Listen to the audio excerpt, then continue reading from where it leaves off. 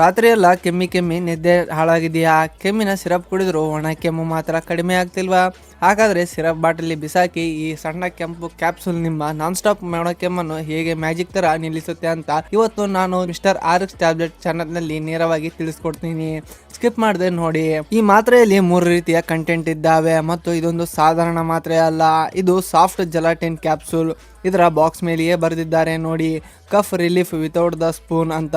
ಅಂದ್ರೆ ಸ್ಪೂನ್ ನಲ್ಲಿ ಅಳತೆ ಮಾಡಿ ಕುಡಿಯುವ ಕಿರಿಕಿರಿ ಇಲ್ಲ, ಕಚೇರಿಯಲ್ಲಿ ಪ್ರಯಾಣ ಮಾಡುವಾಗ ಸುಲಭವಾಗಿ ನುಂಗಬಹುದು. ಇದರಲ್ಲಿ ಮುಖ್ಯವಾಗಿ 3 ಕಂಟೆಂಟ್ಗಳು ಇದ್ದಾವೆ. ಇವು ಹೇಗೆ ಕೆಲಸ ಮಾಡುತ್ತೆ ಅಂತ ಸರಳವಾಗಿ ಹೇಳ್ತೀನಿ ಕೇಳಿ. ಡೆಕ್ಸ್ಟ್ರೋಮೆಥಾರ್ಫನ್ 10 mg, ಇದು ಬ್ರಹ್ಮಾಸ್ತ್ರ ಇದ್ದ ಹಾಗೆ. ನಮ್ಮ ಮೆದುಳಿನಿಂದ ಬರುವ ಕೆಮ್ಮು ಸಿಗ್ನಲ್ ಅನ್ನು ಇದು ಕಟ್ ಮಾಡುತ್ತದೆ. ಇದರಿಂದ ಒಣ ಕೆಮ್ಮು ತಕ್ಷಣ ನಿಲ್ಲುತ್ತದೆ. ಕ್ಲೋರ್ಫೆನಿರಾಮೈನ್ 2 mg, ಇದೊಂದು ಆಂಟಿ ಅಲರ್ಜಿಕ್, ಅಂದ್ರೆ ಧೂಳಿನಿಂದ ಬರುವ ಸೀನು, ಕಣ್ಣಲ್ಲಿ ನೀರು ಬರುವುದು ಮತ್ತು ಮೂಗು ಸೋರುವುದನ್ನು ಇದು ಬ್ಲಾಕ್ ಮಾಡುತ್ತೆ. ಫಿನೈಲ್ ಎಪಿರೈನ್ 5 mg, ನಿಮಗೆ ಮೂಗು ಕಟ್ಟಿದ್ದರೆ ಇದು ರಕ್ತನಾಳಗಳನ್ನು ಕಿರಿದುಗೊಳಿಸಿ ಕಟ್ಟಿದ ಮೂಗನ್ನು ಕ್ಲಿಯರ್ ಮಾಡುತ್ತೆ, ಉಸಿರಾಟ ಫ್ರೀ ಆಗುತ್ತೆ. ಹಾಗಾದ್ರೆ ಇದನ್ನ ಯಾವಾಗ ಬಳಸಬೇಕು? ಕಫ ಇಲ್ಲದೆ ಬರೀ ಒಣ ಕೆಮ್ಮು ಇದ್ದಾಗ, ಗಂಟಲು ಕೆರೆತ ಮತ್ತು ಅಲರ್ಜಿ ಇದ್ದಾಗ, ನೆಗಡಿ, ಸೀನು ಮತ್ತು ಮೂಗು ಕಟ್ಟಿದಾಗ. ನಿಮಗೆ ಎದೆಯಲ್ಲಿ ಕಫ ಕಟ್ಟಿದರೆ ಈ ಕ್ಯಾಪ್ಸೂಲ್ ಅನ್ನು ಬಳಸಬೇಡಿ. ಇದನ್ನು ತಿಂದರೆ ಕಫ ಎದೆಯಲ್ಲಿ ಗಟ್ಟಿಯಾಗುವ ಅಪಾಯವಿರುತ್ತದೆ.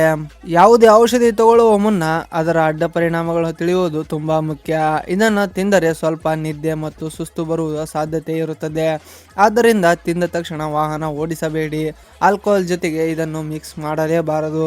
ಕೆಲವರಿಗೆ ಬಾಯಿ ಒಣಗಿದ ಹಾಗೆ ಆಗಬಹುದು. ಸ್ವಲ್ಪ ನೀರು ಹೆಚ್ಚು ಕುಡಿಯಿರಿ. ಗರ್ಭಿಣಿಯರು, ಸಣ್ಣ ಮಕ್ಕಳು ಮತ್ತು BP ಅಥವಾ ಕಿಡ್ನಿ ಸಮಸ್ಯೆ ಇರುವವರು ವೈದ್ಯರ ಸಲಹೆ ಇಲ್ಲದೆ ಇದನ್ನು ಬಳಸಬಾರದು. ಇದರ ಬೆಲೆ ಬಗ್ಗೆ ಹೇಳೋದಾದರೆ, ಒಂದು ಸ್ಟ್ರಿಪ್ ನಲ್ಲಿ 15 ಸಾಫ್ಟ್ ಜೆಲ್ ಕ್ಯಾಪ್ಸೂಲ್ಗಳು ಇರುತ್ತವೆ.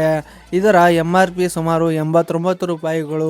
ಕೊನೆಯದಾಗಿ, ಯಾವುದೇ ಮಾತ್ರೆ ತೆಗೆದುಕೊಳ್ಳುವ ಮುನ್ನ ನಿಮ್ಮ ಹತ್ತಿರದ ವೈದ್ಯರನ್ನು ಅಥವಾ ಫಾರ್ಮಸಿಸ್ಟ್ ಅನ್ನು ಖಂಡಿತ ಸಂಪರ್ಕಿಸಿ.